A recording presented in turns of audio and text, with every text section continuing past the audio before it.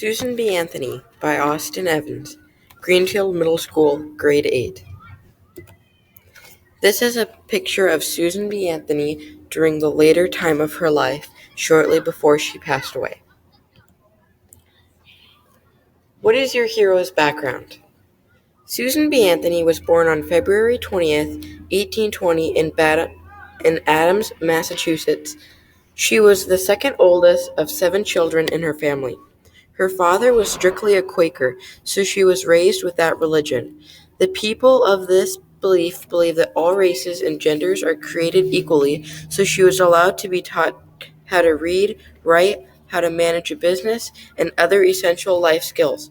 This is also why she started to believe that the unequal treatment going on around her was unfair and that it should be fought against. This is a major reason why she grew up to become such a well-known civil rights leader. Her father did not believe that the local schools were good enough, so she was forced to be homeschooled for most of her childhood. When she was of 6 years of age, her and her family moved schools and schooled her for most of her childhood. When she was 6 years of age, her and her family moved north to Bentonville, New York, where her father started a cotton mill. This is where she spent many of her childhood years growing up with her large family. When she developed a very strong moral compass and was often described as very compassionate to other people as a child.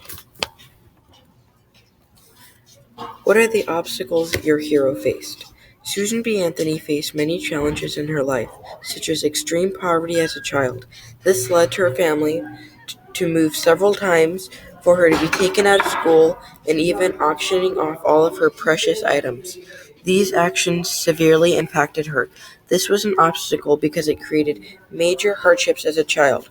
Also, when they did not have enough money to go to school. Later in life, this caused her to have none of the other education that the other people had. This especially impacted her when she had to write speeches. She overcame this obstacle by learning lessons from it. She learned what it was like to be financially challenged when she did not have enough money to go to school. Her father taught her many necessary life skills. She used these as a learning experience, and it developed her character for the rest of her life. What is an impact of your hero? This has greatly impacted the world. Today, it is illegal to have a slave. She changed the country and stood up to the government. If she would not have done this, the slaves would probably still be there. She changed people's lives forever. In addition, she gave women's rights. If she did not do this, many important women such as Rosa Parks, Laverne Cox, Selena Quintanilla, and many others would not be remembered. What is the legacy of your hero? She has left a big legacy for women, African Americans, and society as a whole. She is featured in many textbooks, although she isn't remembered. Although she is honored by the U.S. government by her being printed on the silver U.S. dollar. With this legacy and the fact that she changed our world forever. How does my deliverable illustrate the life of my hero? My deliverable illustrates the life of my hero, Susan B. Anthony, because it shows us the many aspects of her life. In stanza 2, it tells in detail her early years. In stanza 3, it explains about her schooling. In stanza 4, it depicts her professional career. And in stanza 5, it shows us the last part of her life. It also tells us how she left a legacy in history and how she still affects us today. It clearly shows what I have learned and shows off many interesting facts about her and her life. I will now read my deliverable, a poem to you. In the United States long ago, women were forced to stay at home, clean house, cook, and sew. They were not allowed to leave and get a job. They had to stay home and endure the injustice that made their hearts throb. They started to protest and make a big deal when the men just wanted them to make them a meal. Then Susan B. Anthony was swiftly born. She didn't like miscellaneous jobs like shucking corn. She grew up in a family where religion was a must. She didn't like the outsiders, though she didn't trust. She realized they treated their women bad. This was a concept that made her very mad. She went to school for many years, but often got teased about her eyes, nose, and ears. She soon graduated and went to find a job at a business, but ended up at a school as the school's headmistress. The academy soon closed, and she found herself in the way of harm, so she decided to move back to the family farm. Her family often held gatherings at their house. It was at this time she decided she didn't want to be any man's spouse. She wanted to devote her life to becoming a leader. She would talk to women and become their idea receiver. She got their opinions and brought them to Congress. This was an idea many women thought of with fondness. She soon grew too old to do this type of work, yet she still listened to the men's criticism with a smirk. She moved in with her sister in her old age, but often felt like a bird in a cage. She would have rather been out giving speeches every day, but she did go to the White House to celebrate her 86th birthday. Today she can be remembered as the person who let women vote, who saw issues with her government and decided to take a note. She sadly died in 1906.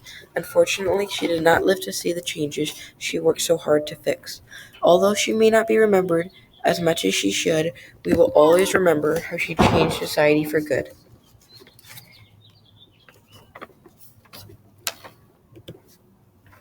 How has this hero impacted my life? This hero has affected my life in several different ways. For example, if you had not been alive, my mother and sister would not be allowed to have jobs. This would cause my family to not have enough money and to go broke. In addition, I am affected by her, and that it affects society every day around me, especially when I go to school. I have many female friends and female teachers. If she didn't do what she did, these friends would not be allowed to go to school, and the teachers would not be allowed to teach. What have I learned about the qualifications of being a hero? I have learned that to be a hero, you don't have to wear a cape or be able to fly around the city. All you have to do is believe in something very passionately and gain the courage to stand up for it. It takes true determination and effort to do it, but in the long run, it can benefit people and society as a whole. This is what I now consider a hero. During a speech she said just a few days before her death, she was quoted saying, "There have been others also just as true and devoted to the cause, which I could name every one. But with such a woman concentrating their lives, failure is impossible." This soon became a famous quote to the women's rights movement. She never lived to see women get full rights, but all of her hard work and dedication certainly helped the cause move forward towards a world more like today. Although she is not remembered as much as she should, she was printed on the silver dollar coin. Her legacy is always in the minds of the people she was loved by and everyone whose life she made a difference in. Susan B. Anthony left a lasting legacy that still impacts the way our government works today. Thank you for watching.